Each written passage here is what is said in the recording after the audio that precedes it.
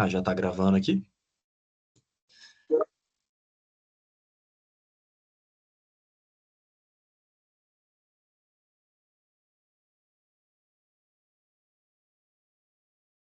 Vou compartilhar minha tela e vocês avisam se vocês já estão conseguindo ver, beleza?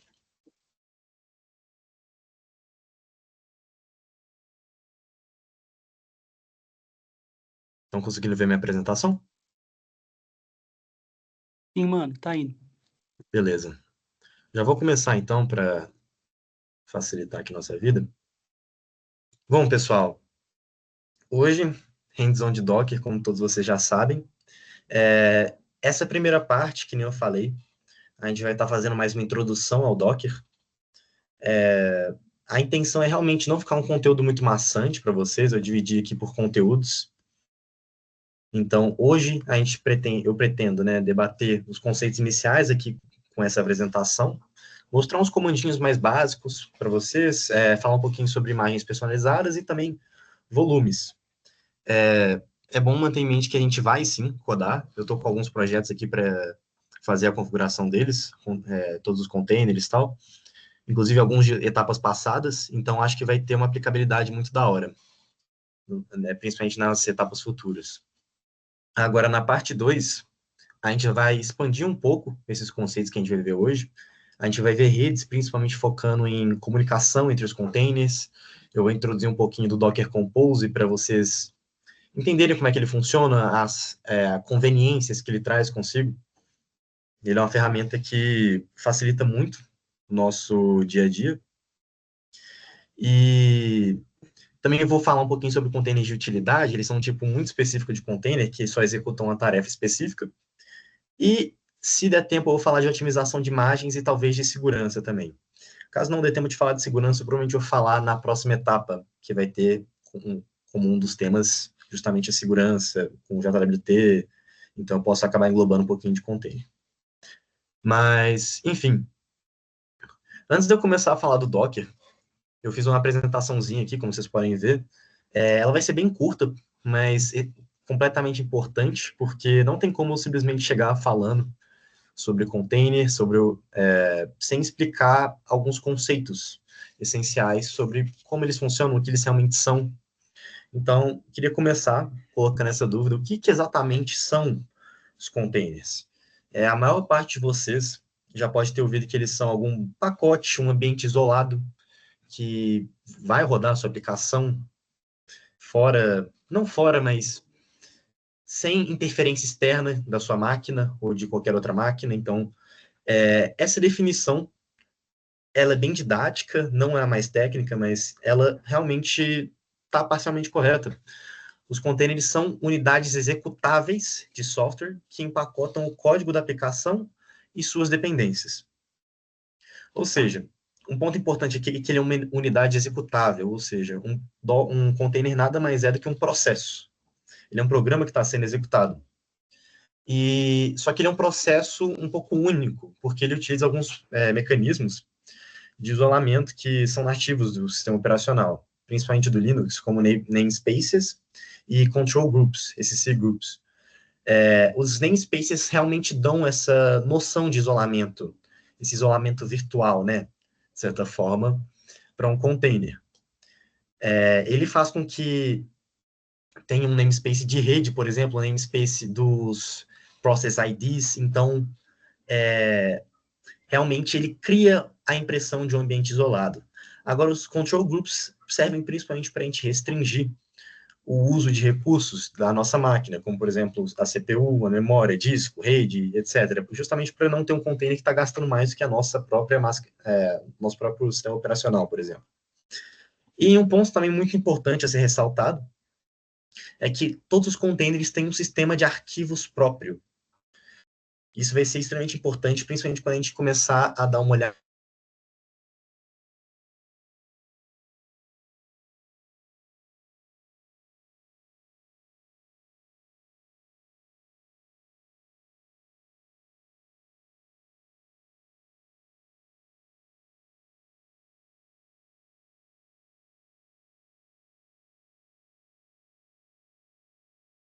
Opa, eu voltei aqui.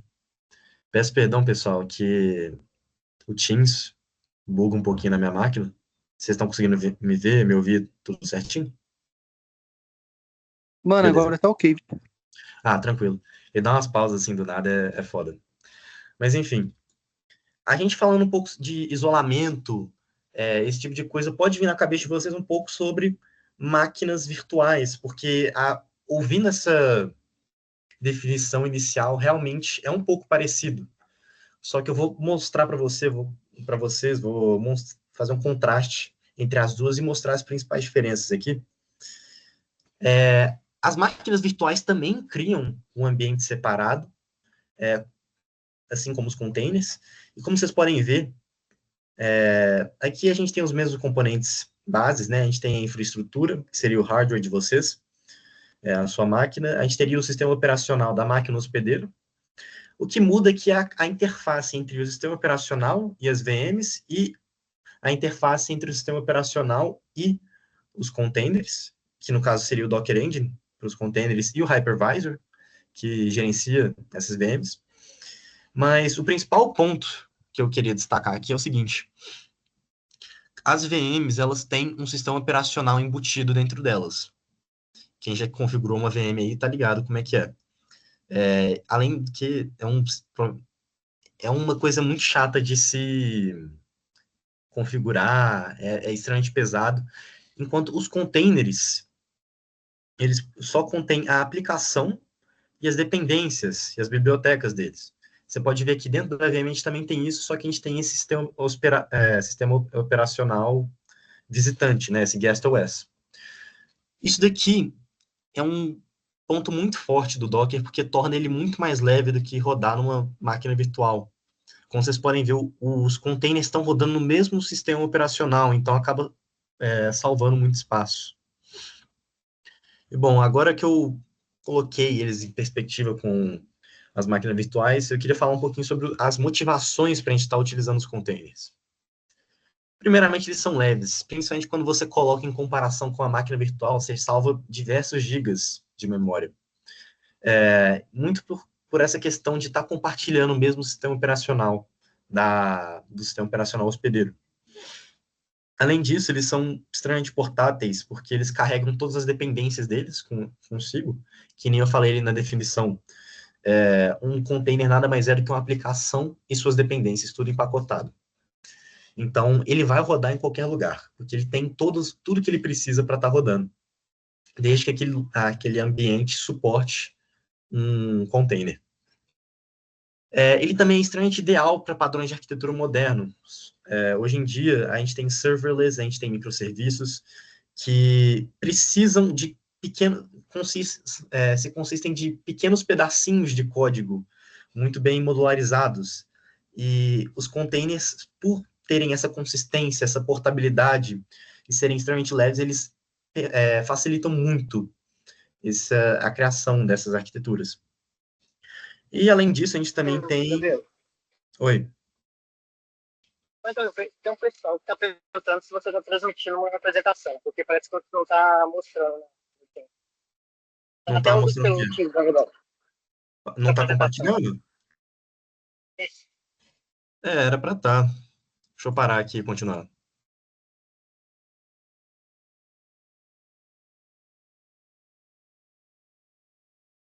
Estão conseguindo ver agora? Agora, perfeito. Ah, boa. Perfeito. Então, outra vantagem também de utilizar containers é o menor tempo para release. Por não ter toda a burocracia, toda a dificuldade de se configurar uma máquina virtual, por ser muito mais leve, a configuração de um container por si só já demanda.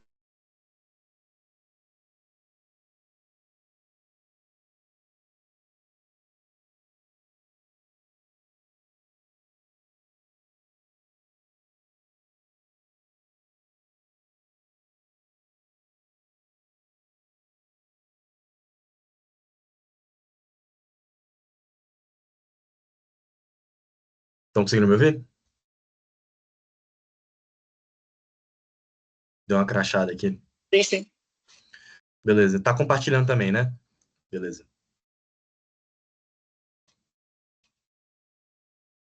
Tá.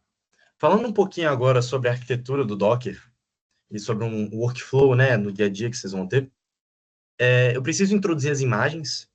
As imagens no contexto dos containers são basicamente o template utilizado para você criar um container. Não tem como você criar um container sem uma imagem. E um ponto importante sobre elas é que elas são read-only e completamente mutáveis. Então, elas são basicamente um molde para containers. Fazendo uma analogia à programação orientada a objetos, elas seriam como se fosse uma classe. E os containers seriam as instâncias, né, os objetos. Outra analogia também é que ela é uma foto da nossa aplicação. O motivo disso é que, a partir do momento que a gente cria uma imagem, qualquer alteração que a gente fizer na nossa aplicação não vai ser refletida na nossa imagem. Ela literalmente pega a nossa aplicação, todas as dependências dela ali, ela é um conjunto de instruções, no caso, né? Mas ela pega a nossa aplicação naquele dado momento e congela ela ali. E todos os containers que forem feitos a partir dessa imagem vão, então, refletir a aplicação naquele dado momento. Um ponto crucial, eu vou expandir bastante nisso aqui, mas eu recomendo que todo mundo que tiver interesse em entender o Docker um pouco mais a fundo, containers e afins, deem uma pesquisada um pouco a mais sobre isso, mas as imagens seguem uma estrutura em camadas. Eu vou mostrar no próximo slide, mas imagens também podem ser prontas ou customizadas. Prontas são as que a gente pega em algum Docker Registry, então o Docker Hub. Para quem assistiu o vídeo em que eu configurei um banco de dados Postgres, ali a gente estava buscando uma imagem que já vinha pronta. Não tinha necessidade de a gente modificar ela. Mas enquanto a gente estiver fazendo uma aplicação, por exemplo, das etapas 1, 2 ou 3, a gente vai ter sim que customizar ela para instalar nossas dependências, fazer tudo certinho de acordo com a nossa estrutura, nossos requisitos. E beleza. Falando um pouquinho agora sobre essa estrutura em camadas que eu acabei de mencionar, vamos começar aqui por baixo. Toda imagem tem uma camada base. Ela geralmente é construída em cima, ou ela é um sistema operacional mínimo, tipo Alpine, Debian e variações, tipo Bullseye ou Bookworm, ou ela é uma imagem, como por exemplo, numa aplicação Node, seria uma imagem do Node, que por si só ela já é construída em cima de uma camada de um sistema operacional bem leve.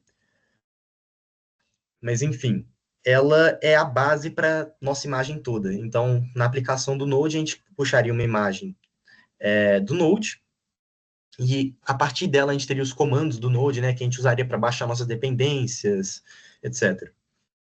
E acima dela vão sendo escritas outras camadas. A gente vai ver aqui, o arquivo que a gente utiliza para criar uma imagem se chama Dockerfile. E ele é composto por uma série de instruções, eu vou mostrar elas no próximo slide, mas cada instrução basicamente representa uma camada. Então, a gente puxaria a nossa camada base, que teria, por exemplo, uma imagem do Node, a gente poderia fazer uma cópia dos arquivos da nossa máquina para dentro do container, a outra camada poderia ser baixar as dependências dentro do container, e a outra poderia ser, não sei, copiar algum outro arquivo, enfim, tem diversas possibilidades. Mas acima dessas camadas, ressaltando de novo, isso daqui não pode ser alterado. Acima dessas camadas, quando a gente termina de construir nossa imagem, a gente tem uma camada do container, que essa sim pode ser alterada, ela não é read-only. E ela é adicionada no topo de todas as camadas, de novo, e qualquer mudança feita no container acontece nela, principalmente durante o tempo de execução. Então, se a gente fizer qualquer alteração para algum arquivo, adicionar algum arquivo de log, ou instalar qualquer software, isso vai ser feito aqui dentro. Tudo que está aqui dentro da imagem permanece o mesmo. Então, se a gente alterar qualquer arquivo aqui dessas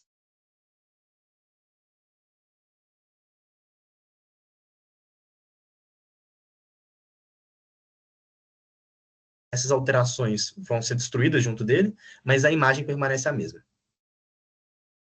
E bom, mostrando aqui alguns dos containers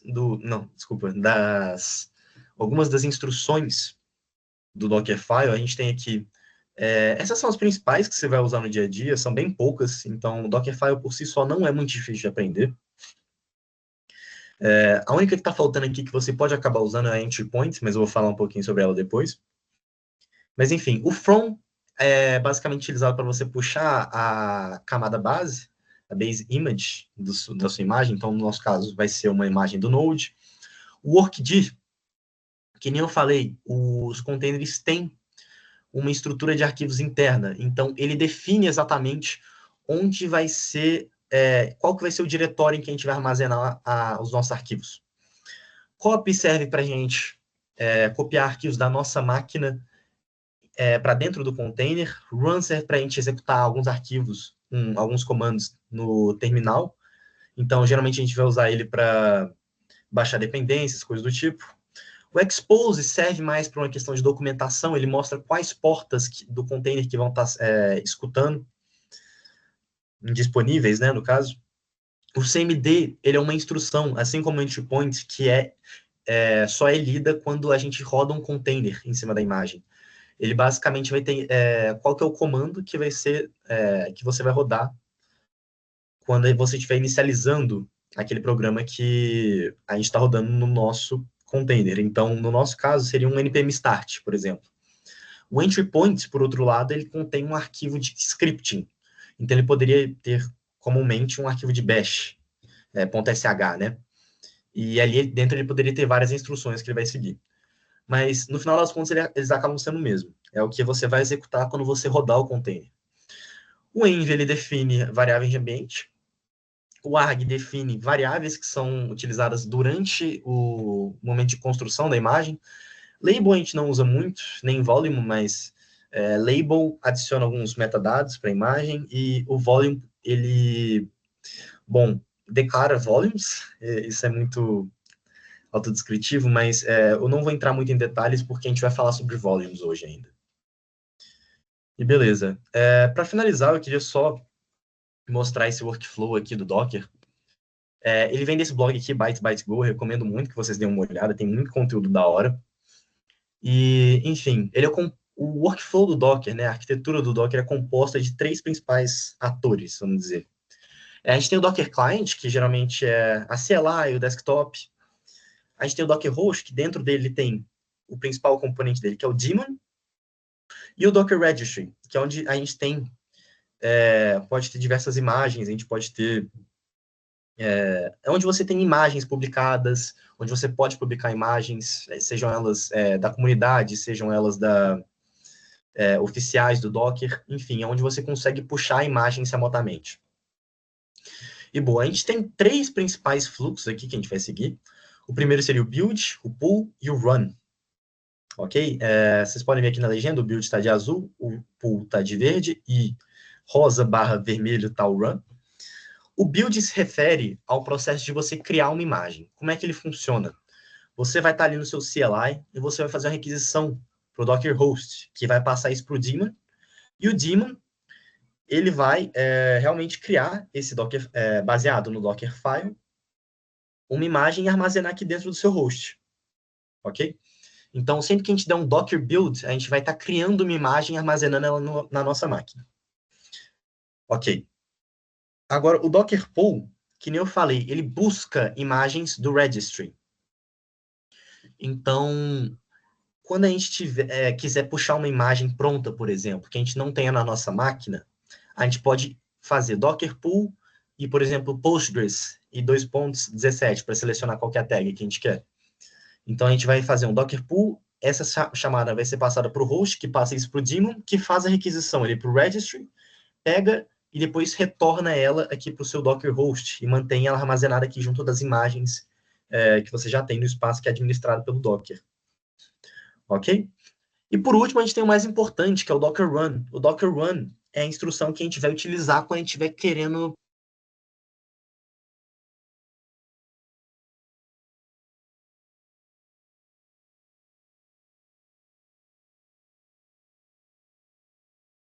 por cima. Voltou? Tá me ouvindo? Tá me ouvindo? Beleza.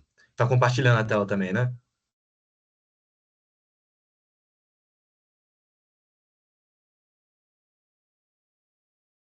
Tá tudo certinho?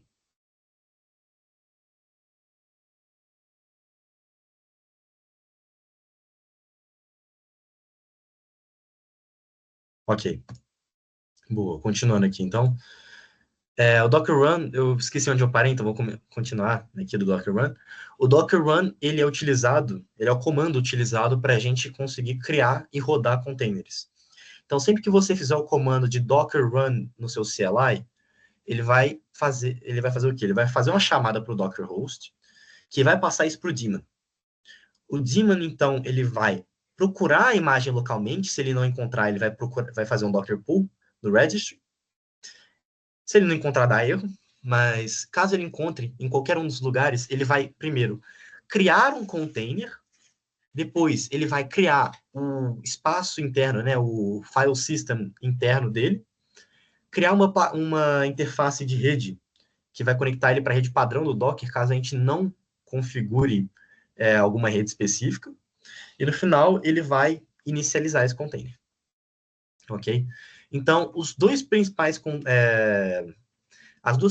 instruções que a gente vai utilizar hoje vão ser Docker Run e Docker Build. Qualquer outra instrução provavelmente vai ser para remover um container, para editar ou qualquer coisa do tipo. Então, a principal coisa que eu quero que vocês tirem daqui é justamente Docker Build serve para você criar uma imagem e Docker Run serve para você criar um container e executá-lo. Beleza? Até aqui, alguma dúvida, pessoal? Ou tá suave?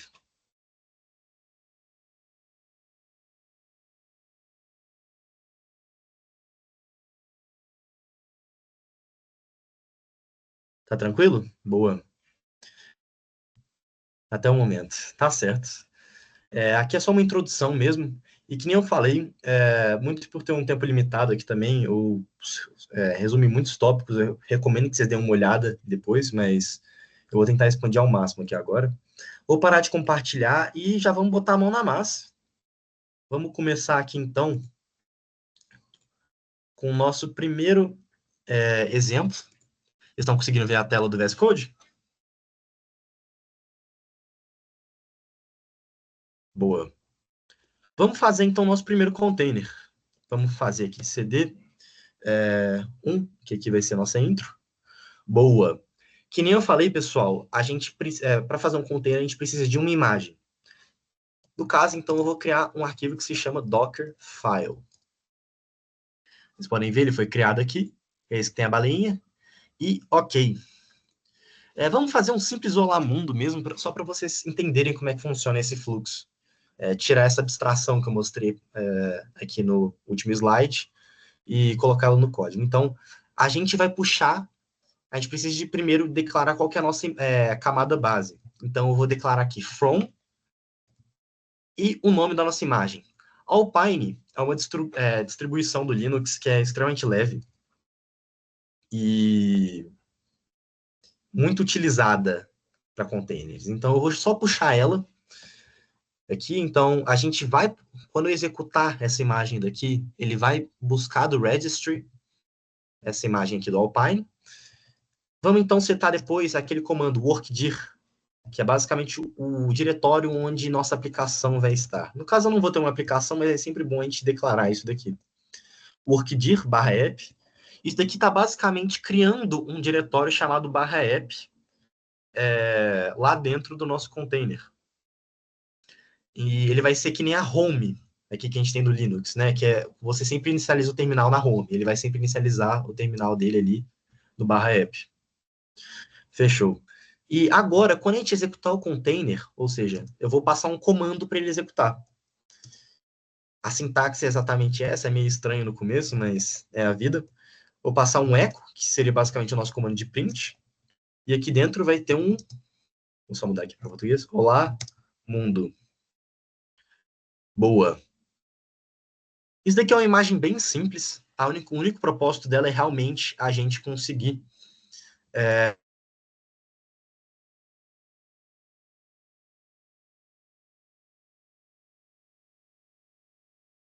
Docker build e a localização dessa imagem. Então, eu vou colocar aqui ponto, que é nesse mesmo diretório que a gente está. Um intro aqui, tá aqui dentro. Ele vai localizar esse Dockerfile e vai começar o processo de build. Vocês podem ver, ele está building aqui. Vai demorar um pouco. Ele está fazendo a chamada provavelmente para o Docker Hub. Vamos ver aqui. Boa, estão vendo aqui que ele fez essa primeira camada, que era o from. Como eu já tinha feito ela antes, ela tá com cache. Ah, um ponto que eu acho que eu não não expliquei muito, mas essa arquitetura, né, que utiliza camadas é muito útil para você utilizar cache realmente, acelerar a construção das suas imagens e inicialização dos seus containers. Porque se você tiver camadas que são reutilizadas, ou seja, instruções que são reutilizadas em vários containers, várias imagens, ele provavelmente já tem isso salvo no cache dele. Então, acelera demais o processo de construção. Aqui depois, então, ele setou esse workdir e ele exportou as camadas, perfeito. Vamos aqui dar um Docker Images, então, para ver se essa imagem já existe. Boa, como vocês podem ver, ela foi criada 55 segundos atrás, esse aqui é o tamanho, o ID dela. A gente também tem a tag e o repositório, que eu não setei. Mas beleza. Para a gente criar um container baseado nisso, a gente vai rodar esse comando aqui que eu tinha mostrado para vocês antes, que é o Docker Run. E o nome da nossa imagem. No caso aqui, a gente não tem nome, eu não passei nenhuma tag, nem repository, então eu vou só passar o ID. Fechou? Docker Run. E ele printou Olá Mundo e parou o container. Vamos ver aqui usando o Docker PS se a gente tem algum container rodando. Não temos nenhum container rodando. Docker PS-A vai listar para a gente todos os containers, mesmo que eles estejam parados. Boa! Como vocês podem ver aqui, ele tem o ID do container, o ID da imagem que foi utilizada para construir ele, e a gente tem aqui um comando, que é justamente esse que a gente executou no CMD. Aqui a gente tem, quando ele foi criado, o status, que significa que ele terminou, e com 0 significa que ele terminou com sucesso.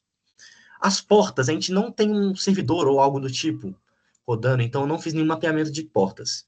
E aqui está um nome bem geral, assim, bem genérico e aleatório gerado por ele. Se você não definir o nome do container, ele vai gerar isso automaticamente para você. Boa. Eu vou então fazer um docker rm, ou seja, remove e boa. Vou fazer isso daqui, ó. Vou remover esse container para a gente então fazer umas outras configurações. Pera. Docker run, eu vou colocar aqui agora o nome dele. Vamos setar introdução. Essa flagzinha aqui é muito útil para você não ficar muito confuso, né, quando você está trabalhando com muitos containers. Te ajuda a exemplificar. Não exemplificar, falei, não. Te ajuda a identificar o container mais facilmente. Calma aí, eu preciso do ID da imagem, Docker Images, Docker Run, menos name, introdução. E aqui a gente vai colocar a referência para a nossa imagem. Boa. Aqui, se a gente rodar aquela parte lá, vai ter introdução como nome, mas eu quero introduzir também outro conceito aqui para vocês. Ah, não, na real... posso introduzir ele aqui agora. Eu vou adicionar outra flag que se chama "-rm". Depois que esse container aqui rodar, ele vai ser automaticamente excluído. Isso é muito útil quando você tem que testar containers, até para você não ficar poluindo demais sua máquina. Vamos rodar. Olá, mundo. Beleza. Vamos ver se tem o container ainda. Docker PS-A. Ele tem aquele container que a gente criou inicialmente, que eu não deletei, pelo visto. Eu tentei deletar pelo ID da imagem, vacilo meu. Tá. Vamos deletar esse container. Docker.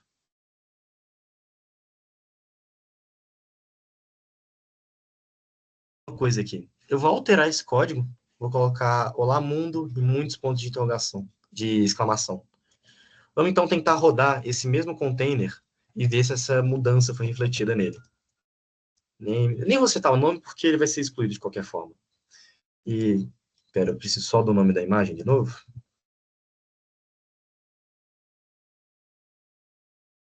Docker run --rm, e aqui eu vou colocar o ID. Vamos rodar. E como vocês podem ver, essa alteração que eu fiz não foi refletida. Por quê? Porque a imagem não pode ser alterada. A imagem que a gente está utilizando foi construída em cima daquele Dockerfile que a gente tinha inicialmente. Então, docker ps-a, não temos nenhum container aqui para ser deletado. Vamos então remover aquela imagem. Só pegar o ID aqui dela. RMI, docker RMI, que é utilizado para remover imagens. Vamos copiar e colar aqui. E ele vai remover essa imagem aqui para a gente. Se a gente der um docker images de novo, ela sumiu. Vamos fazer então esse docker build de novo. Mas agora eu quero adicionar uma tag, né? Um identificador um pouquinho melhor. Tá vendo que a gente não setou nada aqui? Isso facilita muito, até para não ter que ficar copiando o nosso ID.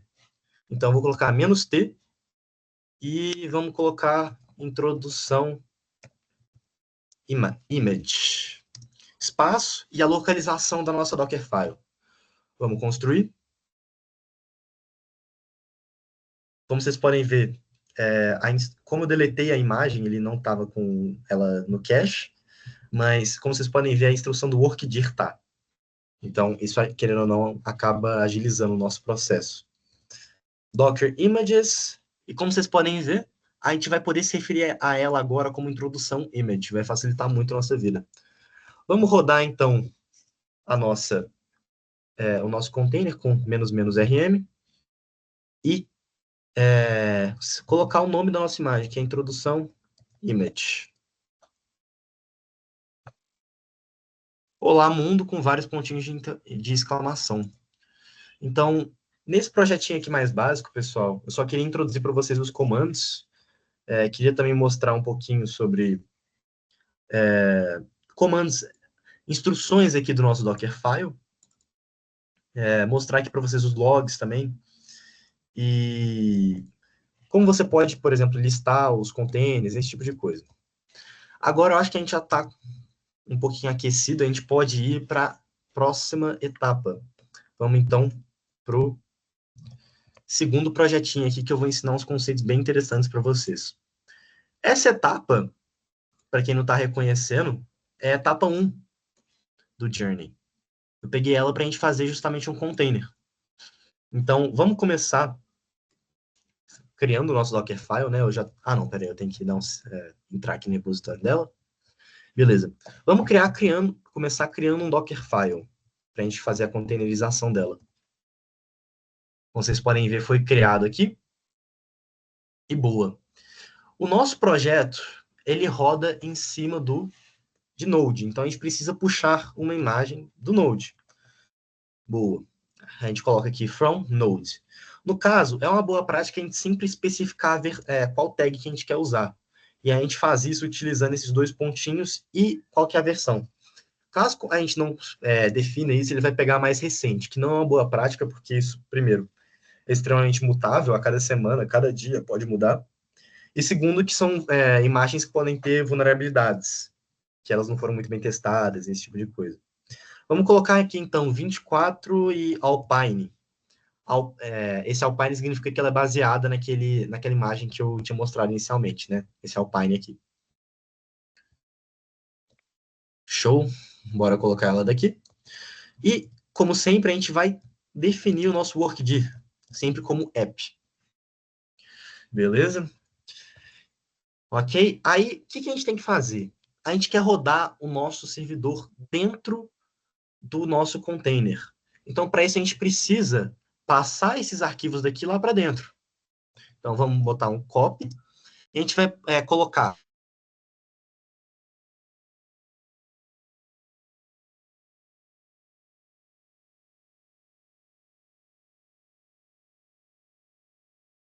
do container.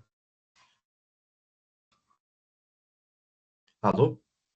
Tá dando para me ouvir? Eu ouvi que desconectei por um segundo aqui.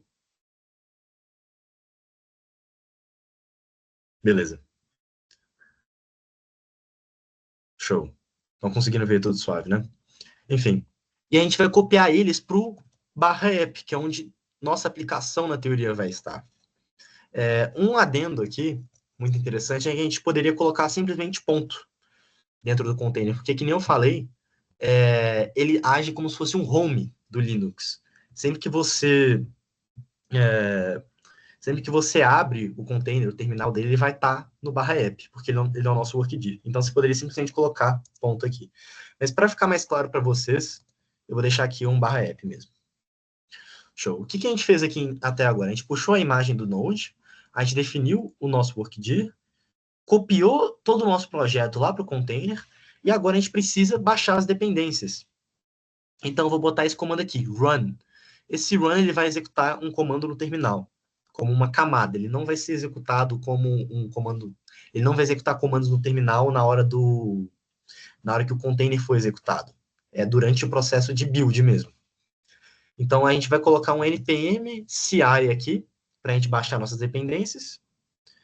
Por último, por motivos de documentação, não sei se vocês se lembram, mas esse servidor Express aqui, ele roda, primeiramente, ele é um servidor Express e ele roda na porta 3000.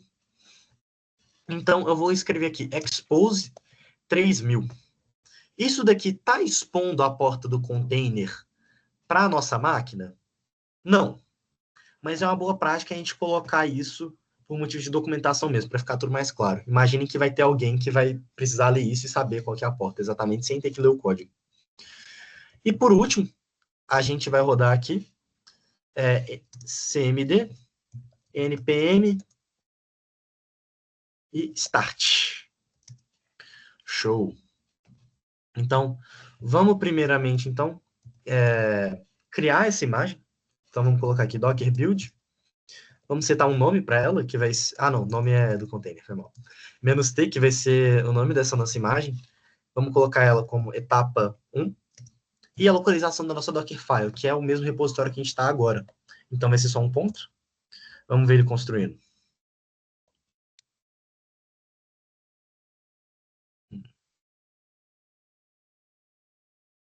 Show. Como vocês podem ver, a primeira camada que ele fez foi a camada base, o from, e ele está puxando aqui a imagem do Node. Depois, ele setou o nosso workdir, setou o nosso... ele copiou todos os nossos arquivos do nosso projeto lá para o nosso /app. Depois, ele baixou todas as dependências. Vocês podem ver que ele não considerou isso daqui como uma camada, que nem eu falei, é só uma documentação, muito menos o CMD, porque isso daqui só vai rodar quando a gente rodar o container propriamente dito. Show. Vamos dar, então, docker run. Vamos dar um nome para esse container de etapa 1. E vamos setar também qual que é a imagem dele, certo? Vamos ver se funciona. Docker build. Aí, beleza. Ele está falando aqui que o servidor da DevBurger está rodando no nosso localhost 3000. Vamos seguir aqui nesse link. Eu acho que eu vou ter que mudar aqui a apresentação. Deixa eu compartilhar minha tela inteira. Estão conseguindo ver a tela inteira? Tá indo. Beleza. Vamos, então, abrir isso daqui no nosso localhost. Não funcionou.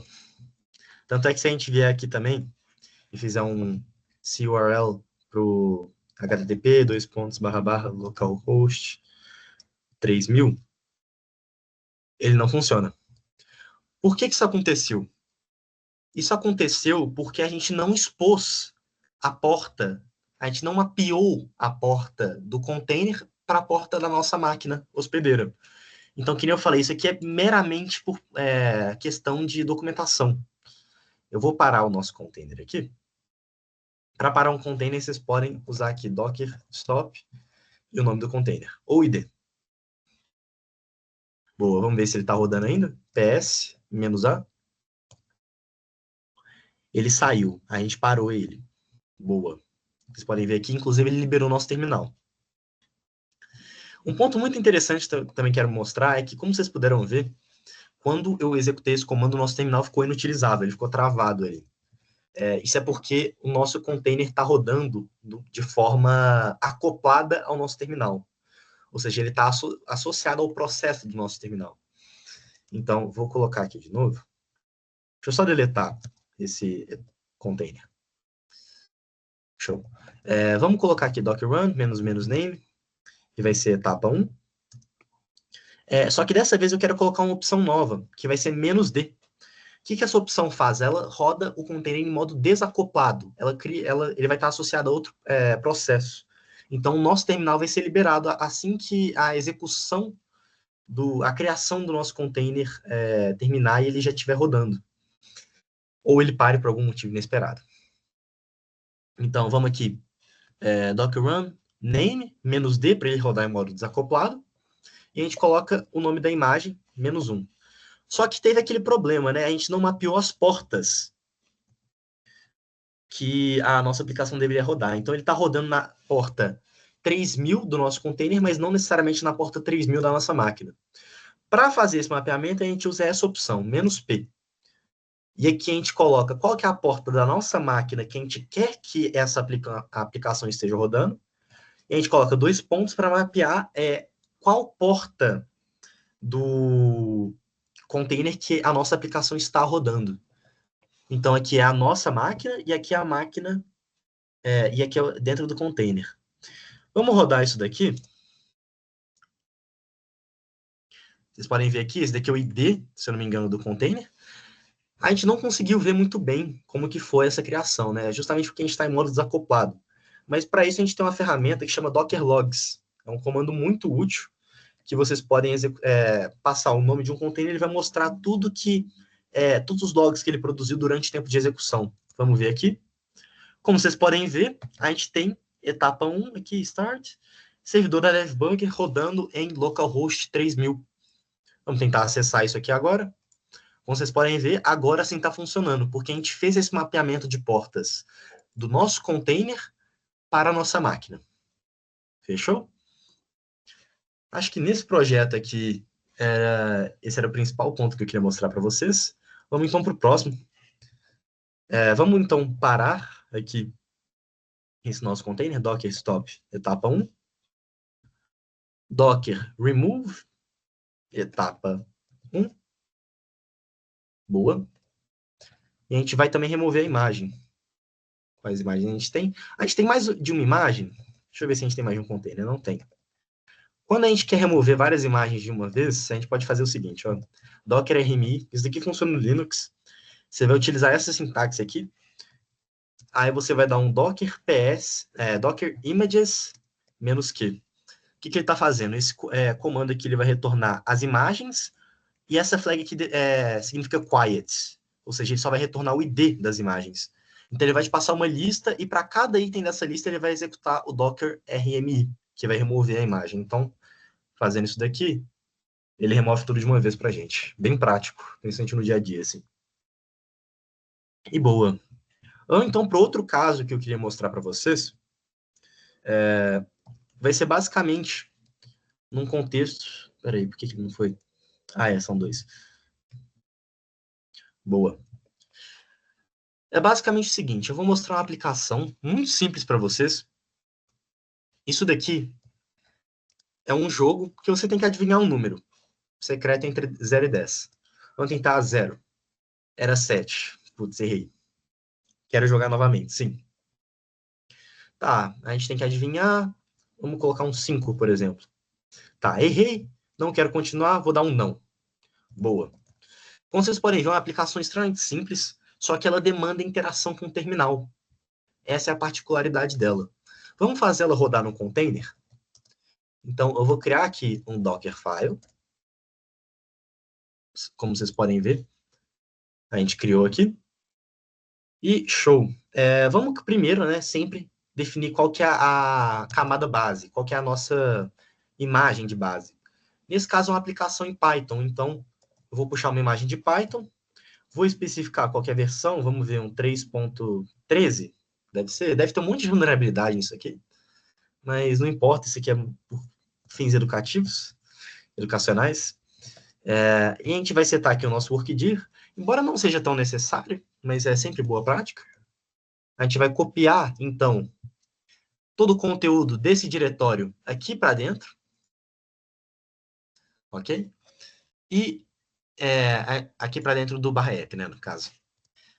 Como a gente não tem nenhuma dependência, tanto faz, né? Porque isso daqui é uma biblioteca padrão do Python, a gente não teria que rodar um pip install.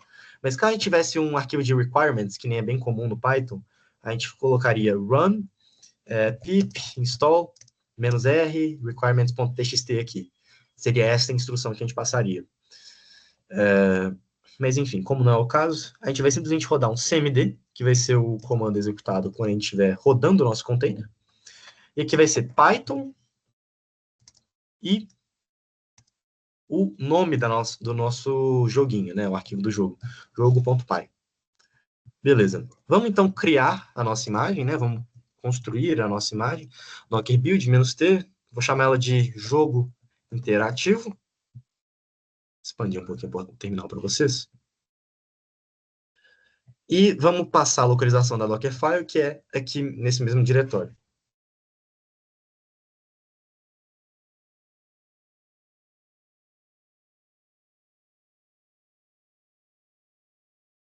Boa.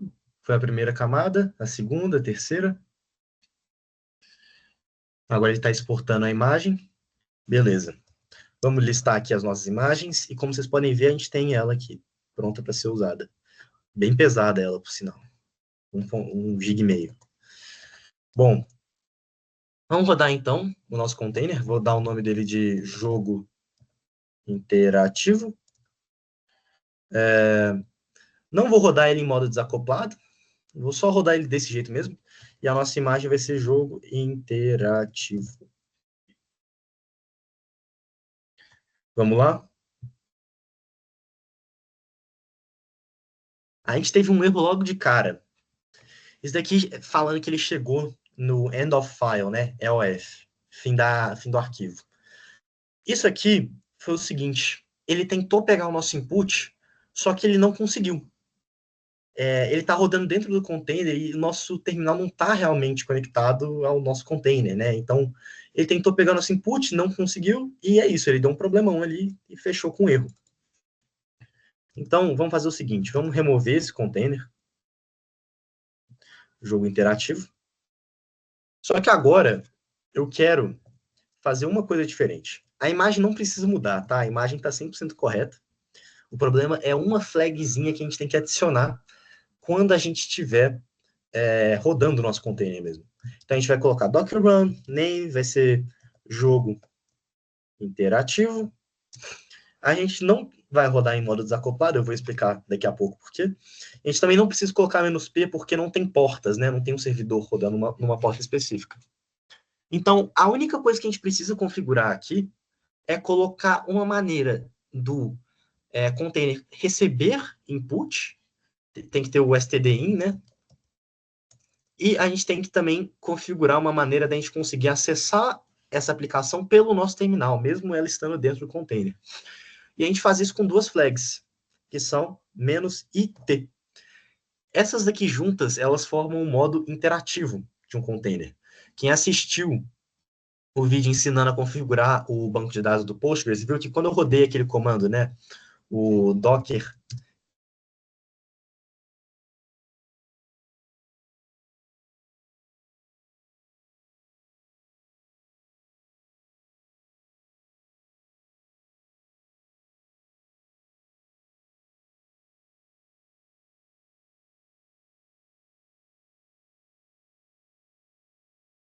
Alô, tá me ouvindo? Vocês estavam conseguindo ver minha tela? Por bom tempo, se Então, assim, só tiver. teve uma caída de repente. Não, se tiver parado, qualquer coisa, vocês falem, porque eu não estou conseguindo ver o chat. Eu só tenho uma tela aqui. Tem alguma dúvida até o momento, pessoal?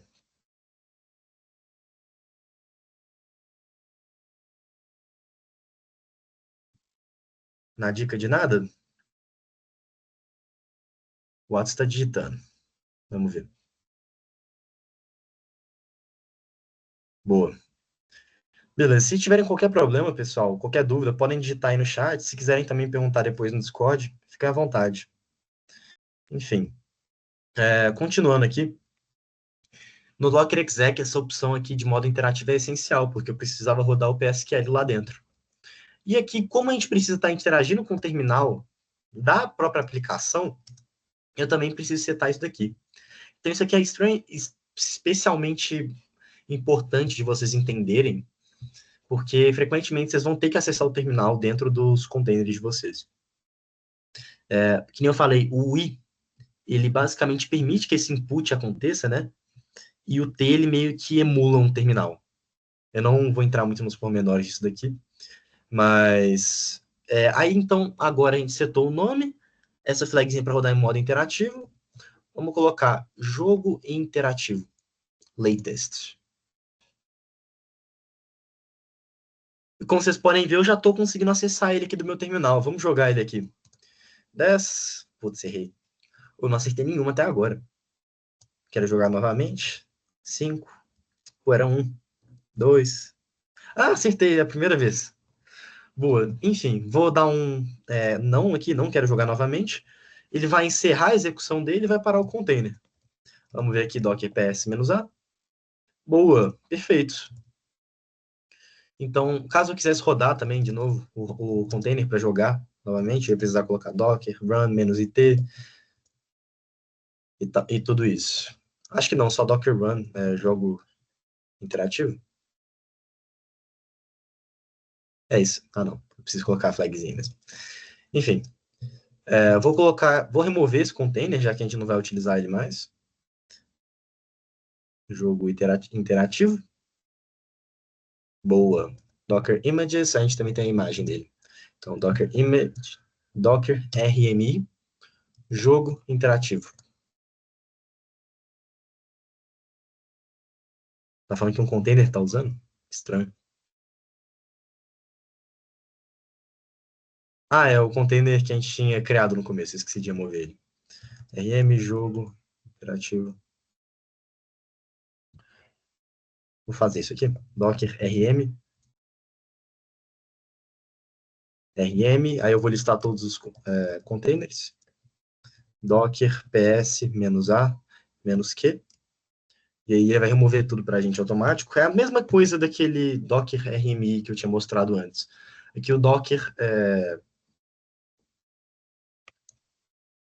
Ah, não, pera, confundi tudo. Docker RM. E aqui ele vai rodar... Não, aqui é Docker ps-a -q. Aqui dentro. Esse confundi um pouco as coisas. Mas esse comando docker ps-a, que nem eu mostrei, ele lista tudo, e -q, ele lista só os IDs. Então, se eu colocar essa variável aqui, ele vai rodar para todos os IDs listados. Boa. Pessoal, aqui eu já mostrei um pouquinho da introdução realmente ao Docker, os principais comandos que vocês vão utilizar no dia a dia e tal, e agora eu queria introduzir um conceito novo, que são os volumes. Beleza? Como vocês podem ver, a gente vai ter uma aplicação aqui dentro. Essa daqui, por sinal... Ah, não, é da etapa 1 também. As da etapa 3 vão ser no próximo hands-on. Mas vamos aqui, eu vou mostrar com essa imagem aqui o que são os volumes e introduzir um porquê...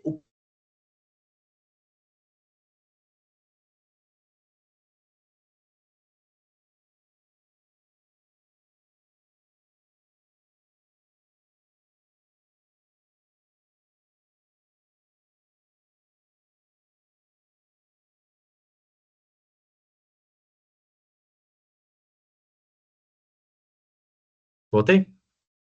Tô de volta? Beleza. Voltando aqui. Estão conseguindo ver a tela também, tudo certinho, né? Perfeito.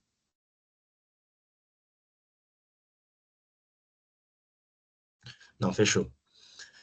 Introduzindo aqui um pouco sobre os limites, vai ser o último tópico que eu vou abordar, até porque a gente não tem muito mais tempo. A intenção é acabar até umas 7 horas aqui. Mas, basicamente, que nem eu já mencionei algumas vezes, o container ele tem uma estrutura de arquivos interna dele. Ou seja, o que é salvo aqui é, de certa forma, perdido quando a gente destrói esse container. Às vezes até quando a gente para esse container. Então, a gente introduz, né, o Docker ele introduz duas features que, assim, eu agrupo elas como sendo a mesma coisa, só um pouquinho diferentes, mas a gente tem os volumes. Os volumes nada mais são do que você mapear um espaço da sua máquina num espaço dentro do container e vice-versa. Isso ficou meio abstrato, mas pega a visão aqui na setinha. O container, através de volumes, ele tem aqui dentro do nosso host file system, né, o sistema de arquivos da nossa máquina hospedeira, ele tem uma área dedicada ao Docker, onde o Docker consegue gerenciar os objetos dele, ou seja, containers, imagens, volumes, redes. E dentro dessa área aqui é onde ele vai guardar esses dados, para que eles persistam quando a gente destruir os nossos containers. Um exemplo muito claro disso é o banco de dados do tutorial que eu fiz, né, do vídeo, em que eu crio um volume nomeado. A gente já vai ver a diferença entre os volumes, mas esse volume basicamente sobrevive à destruição do container. Isso é extremamente importante, porque no banco de dados você não pode ficar dependendo do container, né? Pô, se ele quebrar ali, você tiver que destruir, você perde todos os seus dados. O volume é basicamente um diretório dentro da sua máquina, em algum lugar, seja ele administrado pelo Docker ou não, que está mapeado a um diretório do container.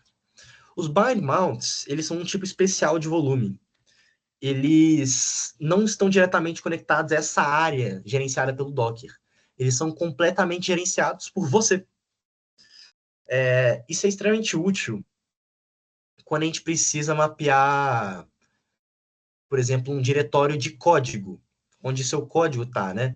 Porque aí qualquer mudança feita no seu código vai ser refletida lá dentro do container. Caso contrário, não teria como a gente, por exemplo, fazer um live reload, né? Toda vez que a gente matasse. Não, desculpa. Toda vez que a gente parasse. Não, nossa, me embaralhei tudo. Toda vez que a gente fizesse alguma alteração no nosso código, ela nunca ia ser refletida no nosso container, porque a imagem é imutável. Então, o que a gente faz? A gente cria uma bind mount para que esse diretório lá dentro do container fique mapeado ao diretório aqui, né, que contém o nosso código, como vocês podem ver. Então, isso permite que ele detecte as mudanças e a gente não tenha que parar o container, destruir o container, refazer a imagem. Ele facilita muito esse nosso processo. Fechou? Introduzindo aqui um pouco também os tipos de volume. Basicamente, a gente tem três tipos. A gente tem o volume anônimo, o volume nomeado e o bind mount, que eu acabei de apresentar. O volume anônimo, eu não cheguei a falar sobre ele, porque ele é muito pouco usado. Ele resiste a paradas do container, ou seja, se você parar o seu container, a execução dele, ele vai continuar contendo os dados, só que se você deletar o seu container, esses dados vão embora junto. É muito bom quando você quer armazenar log, arquivo de cache, esse tipo de coisa, sabe? Coisa bem... Tá, é interessante você manter enquanto você tiver esse container, mas depois que ele é deletado, não faz muito sentido você manter ele. A declaração dele, como vocês podem ver, utilizando esse "-v", ela é utilizada em todos os tipos de volume, mas o interessante é que ela é feita passando o caminho do diretório lá dentro do container. Ou seja, a gente só está salvando, por exemplo, imagine que dentro do container é criado um arquivo de logs. Então, a gente passaria o caminho para esse arquivo de logs. O segundo volume é o volume nomeado. Ele pode ser identificado, né, pelo nome, como o próprio nome já diz, ele é nomeado. E ele é interessante porque... Vou até abrir o Docker Desktop aqui para vocês verem. Mas ele persiste mesmo que você delete o container, ou seja, ele não é nem um pouco atrelado a um container específico. Tanto é que diversos containers podem utilizar o mesmo volume. Deixa eu ver se já está abrindo aqui. E como vocês podem ver, a declaração dele é um pouquinho diferente da do volume anônimo. Ele tem aqui o nome desse nosso volume, que no caso aqui está como data, e aqui está mapeado para onde esses dados estão no nosso container. Pode até soar um pouquinho familiar para vocês, porque lá a gente, no vídeo que eu fiz, a gente tinha que fazer esse mapeamento daqui. Era, acho que, etapa 3 data, e a gente mapeava para var, /lib, /postgres, SQL, /data, que é onde os dados estão localizados lá dentro do container. Beleza. Indo agora para o último, que é o bind mount, que nem eu falei. Ele mapeia um diretório específico da sua máquina, que você vai gerenciar, a um diretório específico do nosso código. Então, uma coisa que vocês vão ver com muita frequência é esse mapeamento daqui, ó. "-v", aqui vai estar a localização do source code, né? Que no caso seria o diretório que a gente está. Ah, não, na real, seria CD4, daqui. Eu estou dentro desse diretório aqui. Seria basicamente "-v", ponto, que é o diretório que a gente está, e /app, que é onde nosso código provavelmente vai estar lá dentro do nosso container, que seria o nosso workdir. Perfeito. E agora que eu já expliquei os conceitos de volume, eu queria começar fazendo, né, a configuração daquele nosso banco de dados, só que aqui pelo CMD. Vamos primeiro fazer um Docker pull e puxar a imagem do Postgres. Ele vai puxar provavelmente do Docker Hub.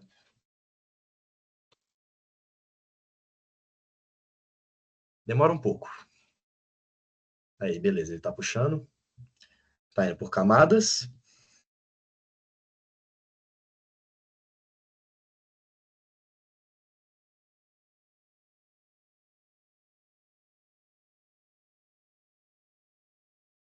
Só aguardando ele terminar. Geralmente demora, tipo, questão de 1 minuto, mas... Aí, beleza. Ele deu pull certinho. Vamos ver aqui, Docker Images. Como vocês podem ver, a gente está com a imagem do Postgres aqui localmente. Vamos fazer, então, a configuração. Vamos rodar, né, o banco de dados. Vamos primeiro dar um nome para ele. Vamos colocar DB. Vamos também... vamos decidir rodar ele como modo desacoplado, vai? Depois eu mostro os logs para vocês. Mas aqui, "-d", então, vai estar em modo desacoplado. E a gente tem que setar aquelas variáveis de ambiente, que eu não sei se vocês lembram do vídeo. Mas então vai ter Postgres user, que vai ser igual a, vamos colocar root, "-e de novo. Por sinal, eu não tinha introduzido isso daqui, mas para declarar variáveis de ambiente, quando você está rodando o container, você usa essa flagzinha aqui, "-e". E simplesmente declara elas dessa forma aqui, bem explícito mesmo. Postgres user password, vamos colocar root também, e "-e que vai ser o Postgres DB, que vai ser só DB também. E agora a gente tem que declarar o nosso volume. Nesse caso, que nem eu já mostrei no vídeo, a gente vai utilizar um volume nomeado. A gente não tem que mapear um diretório da nossa máquina para um diretório específico do nosso container, então não faz sentido utilizar um bind mount, e a gente precisa que esses dados persistam, mesmo que o container seja deletado. Então vamos utilizar aqui esse volume, vamos colocar pg de Postgres, tracinho data,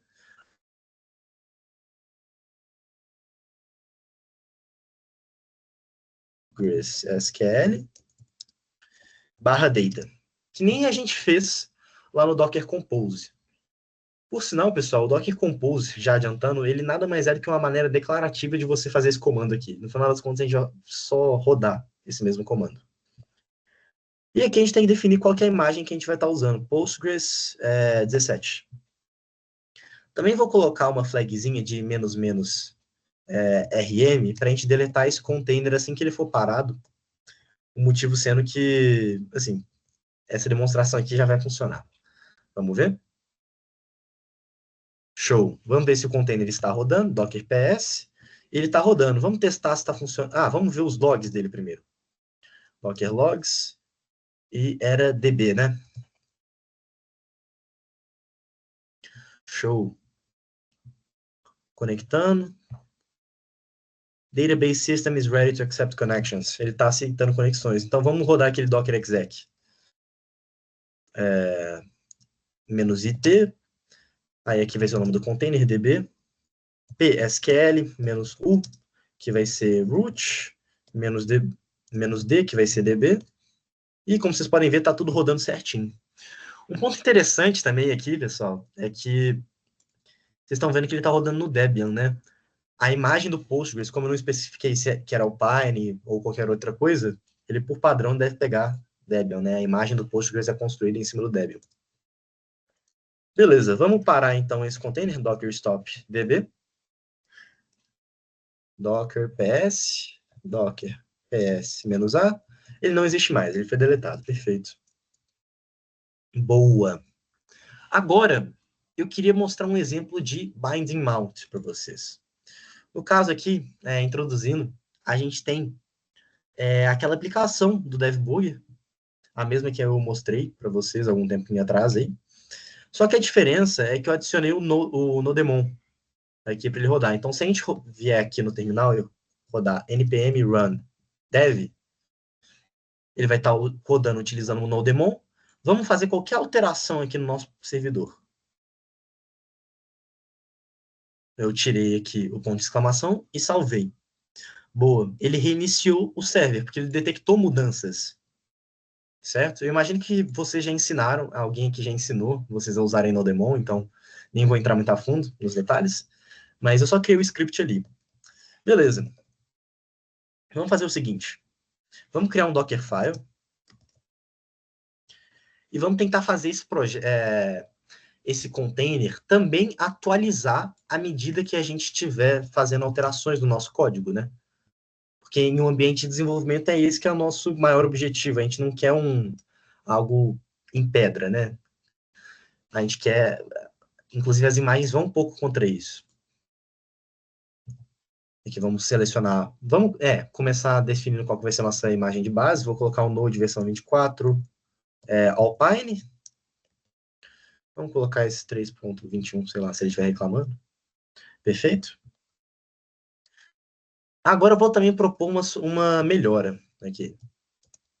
Workdir/app. Boa. Ao invés de fazer um copy de tudo que nem a gente estava fazendo, eu vou copiar só os o package.json e o package.lock.json. Eu vou usar essa sintaxe aqui, inclusive. package*.json. E vou copiar para o nosso /app. Essa sintaxe aqui, ela pega todos os arquivos que se encaixarem nesse padrão. Então, aqui a gente vai ter o package.json e a gente vai ter também o package.lock.json. O motivo de eu estar fazendo isso é o seguinte. Esses arquivos aqui raramente mudam.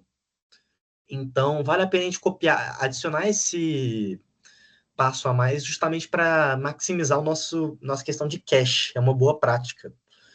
Como eles não vão ser alterados e provavelmente muitas imagens vão utilizar esse mesmo comando aqui, muito provavelmente a gente vai conseguir reduzir o nosso tempo de execução se a gente fizer isso daqui primeiro. Então, a gente vai rodar um run CI, beleza?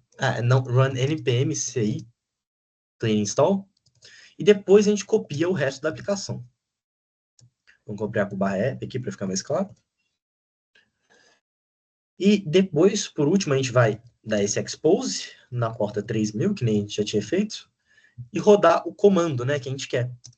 Que no caso vai ser npm run e dev, que é aquele script que eu tinha criado exatamente aqui, ó. Cadê? Aqui. npm run dev aqui. Show! Outro ponto também que eu gostaria de propor uma melhoria, introduzir um conceito aqui para vocês, é o seguinte. Será que vale a pena a gente subir toda essa pasta de Node Modules para o nosso container? Sabendo que de uma forma ou de outra ele vai baixar isso aqui, quando ele está fazendo npm install ou npm ci? A resposta eu acredito que seja não. E por isso tem um recurso do Docker que a gente chama de Docker Ignore.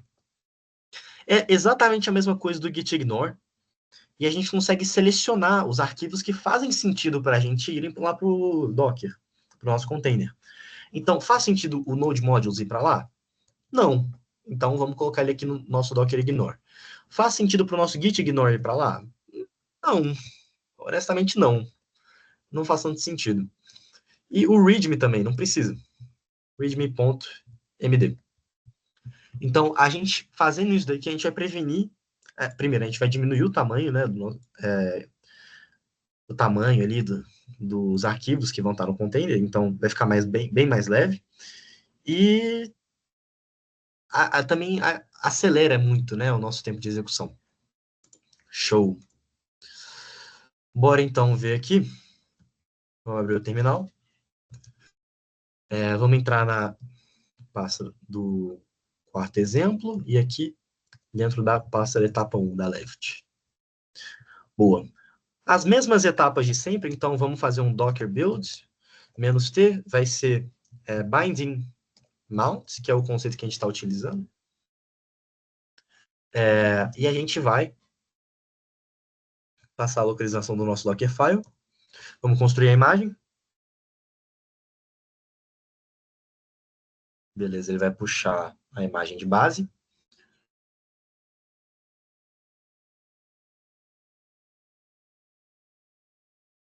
Setou o workdir. Copiou nossos packages JSON. Baixou nossas dependências. Depois copiou o resto do app. E agora ele está exportando a nossa imagem para o nosso host. E as camadas dele. Configurações, isso tudo aqui. Boa! Terminamos a construção. Então, vamos só listar aqui para ver se está tudo certo. Docker Images. Aqui a gente vai ter, então, o nosso repository binding mount. Vou usar ela mesmo. Docker Run. Vamos rodar em modo Vamos rodar em modo acoplado por enquanto, na real. Vamos colocar aqui o name. Que vai ser... Vamos colocar volumes teste. Volumes teste. A gente tem que, obviamente, mapear as portas, que nem a gente já comentou. Porta 3000 da nossa máquina vai para a porta 3000 da máquina do container. E aqui, acho que a única coisa que vai faltar vai ser definir o nosso volume. Então, a gente vai colocar essa flagzinha aqui, "-v". Vou também colocar a nossa flag de "-rm" aqui. Show. "-v", e a gente vai colocar o repositório que a gente quer. O repositório não, o diretório que a gente quer mapear lá dentro do container. Então, vai ser ponto, que é esse diretório atual. Você também poderia colocar o caminho completo, né? No caso, você poderia usar essa sintaxe aqui, print working directory. Mas nesse caso, como a gente já está aqui dentro, não faz muita diferença, mas às vezes acontecem alguns erros, tal, então é melhor você utilizar essa sintaxe daqui. Vou utilizar essa daqui por motivos de simplicidade, é só o ponto, e a gente vai fazer o seguinte, a gente vai estar mapeando esse diretório aqui ao nosso /app lá dentro do nosso container, que é o nosso working directory. Baseado nisso, a gente vai usar a binding mount latest. Vamos rodar isso daqui. Boa! Ele inicializou com o Nodemon. Vamos ver primeiro se essa aplicação está funcionando certinho. Como vocês podem ver, ela está. Perfeito. E aqui, vamos ver se ele está prestando atenção quando tem alguma alteração no código, né? Vamos ver se ele roda o servidor de novo. Vou expandir aqui para a gente ver. Dev burger com B, minúsculo. Como vocês podem ver, o container que tem um ambiente isolado, ele está percebendo as diferenças nos nossos arquivos aqui da nossa máquina local.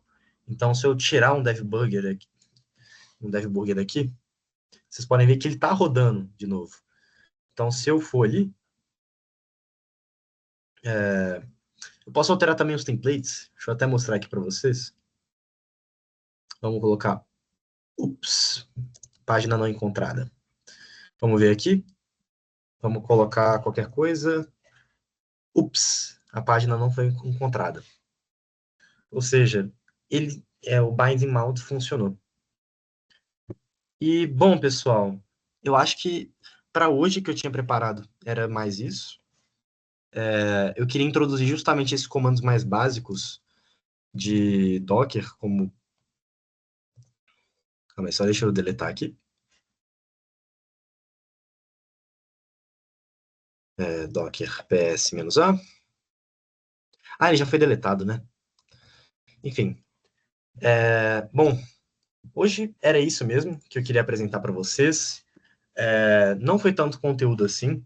Eu queria que não fosse uma coisa muito maçante, até para vocês entenderem os conceitos muito bem, conseguirem prestar mais atenção nos comandos mais básicos que vão se repetir até na próxima parte. E também para conseguir explicar com um pouco mais de calma e também uma questão de horário. É importante ressaltar que semana que vem, não, na real, essa semana eu não defini ainda com a Mari, mas a gente vai continuar. Eu vou apresentar esses conceitos aqui, que nem eu já tinha mostrado, muita gente deve ter perdido, que foi no comecinho, mas hoje, nessa parte 1, eu apresentei os conceitos iniciais e os comandos básicos, como fazer imagens personalizadas e os volumes. A parte 2, a gente vai fazer um projeto um pouco mais elaborado. Eu vou mostrar para vocês como a gente estabelece a comunicação entre os containers, como utilizar o Docker Compose, as conveniências que ele traz no nosso dia a dia, principalmente em desenvolvimento. Falar um pouco sobre containers de utilidade, otimização de imagens e, se der tempo, um pouquinho de segurança também em containers. Mas, dando aqui um spoilerzinho para vocês, aqui tem a aplicação final, ela vai ser basicamente a aplicação da etapa 3, só que focando na containerização dela. Então, vai ser da hora, sim. Vocês vão conseguir aplicar bastante, até na próxima etapa, ou nessa. E é isso, não percam, a gente vai divulgar ainda. E fechou. A gente tem alguma dúvida aqui?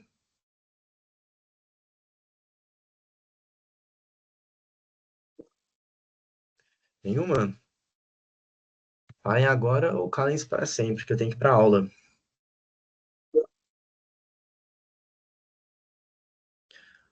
Tranquilo, Atos. Bom, se a gente não tiver. Ah, final de semana é possível, é melhor, né? O que vocês acham, pessoal? Todo mundo aí acha que seria melhor ter a continuação no final de semana? Vou parar de gravar aqui.